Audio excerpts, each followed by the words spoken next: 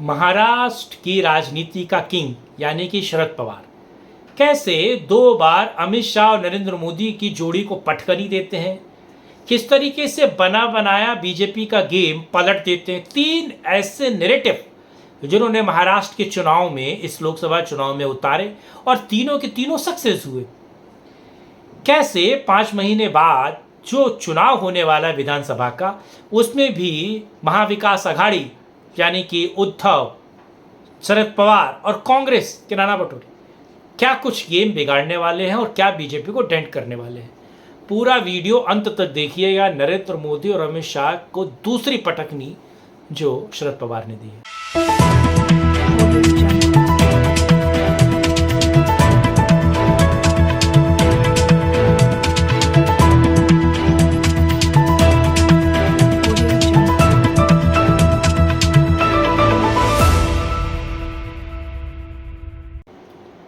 नमस्कार, मैं कुमार श्रीकांत आपका स्वागत कर रहा हूं सत्यपरक भारत में।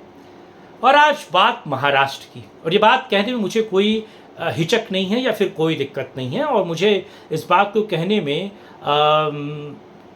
कोई मतलब झुंझलाहट भी नहीं है कि नरेंद्र मोदी और अमित शाह को लगातार दूसरी बार शरद पवार ने धोबी पछाड़ मारा यानी कि पटखनी दी। और वो क्यों पटखनी दी, क्या ताकत है, क्या पावर है, और शरद पवार जैसे नेता बहुत महीन काटते हैं या बहुत बारीक राजनीति की चक्की में पीसने वाले नेता, वो नेता जो अंतिम सांस तक यानी कि मर जाने तक और मरने के बाद भी महाराष्ट्र की राजनीति को प्रभावित करने वाले। आज इसी मुद्दे पर मैं आपसे बात करने जा रहा हूं, लेकिन आप लोगों से अनुरोध है कि वीडियो को अंत तक देखिए। साथ ही साथ इस वीडियो से जुड़ा हुआ अगर आपकी कोई राय है तो वो कमेंट बॉक्स में दीजिए। इसको लाइक, शेयर, सब्सक्राइब जरूर कीजिए। QR कोड को स्कैन करके आप सत्यपरक भारत की राष्ट्रीय पत्रकारिता को सपोर्ट कर सकते हैं। चलिए खबर समझिए। आपको पता है कि महाविकास आघाड़ी यानी कि उद्धव वाली शिवसेना, शरद पवार की NCP और कांग्रेस सबसे ज़्यादा बेनिफिशियरी रही है इस लोकसभा चुनाव में। एक बहुत बड़े ह्यूज मैंडेट को आप समझिए उन्होंने महाराष्ट्र में जीता है।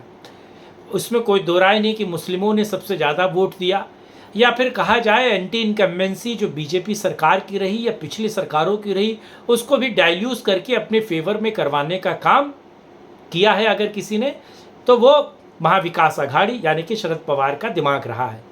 शरद पवार ने, आपको पता है 2019 में जो जनमत मिला था बीजेपी को और शिवसेना को, उसको दरकिनार करके कैसे उद्धव को CM बनाया, कैसे बीजेपी और शिवसेना के गठबंधन में टूट की, कैसे एनडीए में से शिवसेना को अलग करवाया, ये तो पुराना किस्सा आपको पता है। शरद पवार ने पटखनी देते हुए कैसे अपने भतीजे अजित पवार को, आपको पता है कि तुरंत सुबह ही तड़के डिप्टी CM बनवाया, और डिप्टी CM बनने के बाद कैसे उन पे चलने हुए तमाम मुकदमों को वापस करवाया, सारी चीज़ें करवाई, वो आपको पता, और उसका खामियाजा बीजेपी को झेलना पड़ा। यानी कि बीजेपी ने लालच में आकर अजीत पवार को डिप्टी CM का पद दिया और वो सरकार 2 से 3 दिन में गिर गई। आपने देखा, वो सारी चीज़ें आपको पता, और इसके पीछे का दिमाग अगर किसी का था तो वो शरद पवार का था। उसके बाद शरद पवार वापस अजीत की वापसी कर लेते हैं। अजीत बेहतर उनके साथ रहते हैं, मंत्री भी बने रहते हैं, और पिछली सरकार में जो भ्रष्टाचार हुआ यानी उद्धव सरकार में जो भ्रष्टाचार हुआ उसका डेंट भी NCP पर नहीं पड़ता, और NCP अपने मंत्रियों से भ्रष्टाचार भी करवाती है। आपको पता है किस तरीके से महाराष्ट्र में सारा कुछ होता है।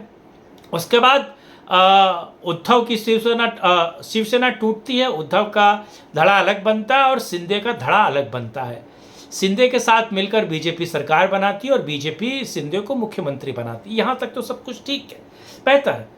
अच्छा, एक और महत्वपूर्ण है कि उनके पास बहुमत होने के बावजूद भी अजित पवार जैसे व्यक्ति को क्यों लिया, और अजित पवार जिसका सबसे खराब प्रदर्शन इस लोकसभा चुनाव में था। क्या फिर से शरद पवार ने राजनीतिक पटखनी अमित शाह और नरेंद्र मोदी को दी? ऐसे दागदार व्यक्ति को अपने साथ लाने का सबसे बड़ा कारण क्या था?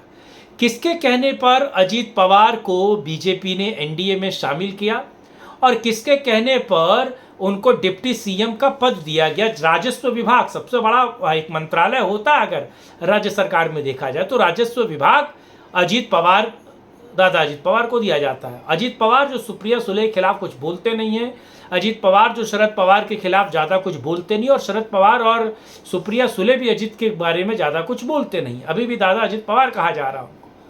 तो अजीत पवार जैसा दाग बीजेपी के दामन पर मढ़ना हो, यानी कि जितना कूड़ा कंजास हो वो सब बीजेपी और एनडीए में डाल देना हो ताकि एनडीए कमज़ोर हो, और उस कमजोरी का फायदा लोगों के बीच परसेप्शन, क्योंकि देखिए अजीत पवार पर या एनसीपी पर एक दाग लगा है कि ये भ्रष्ट है, कम्युनिस्ट, ये भ्रष्ट की गंगोत्री है एनसीपी।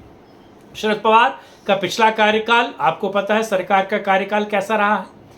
तो अजीत पवार, शरद पवार और उद्धव पर एक भ्रष्टाचार का तमगा बीजेपी ने लगाया, और उसी तमगे को धो दिया खुद बीजेपी ने जब अजीत पवार को बीजेपी ने अपने में एनडीए में शामिल किया, डिप्टी सीएम बनाया। तो क्या जानबूझ के शरद पवार ने अजीत पवार से ये गेम खिलवाया और उनको एनडीए में भिजवाया? और एक पटकनी खाने के बावजूद, जिसको दिल्ली का चाणक्य कहा जाता है, अमित शाह, और जो देश की राजनीति बेहतर समझते हैं नरेंद्र मोदी, जो पिछले 10 सालों से पीएम है और आने वाले 5 सालों भी पीएम रहने वाले, क्या वो राजनीतिक चातुर्य इतने चतुरता में इतने मूर्ख हैं, या फिर अजीत पवार रूपी एक बगुले ने, जो स्वान है, जो एक मरीचिका के तौर पर है, उसने नरेंद्र मोदी और अमित शाह को फिर से पटकनी दे दी?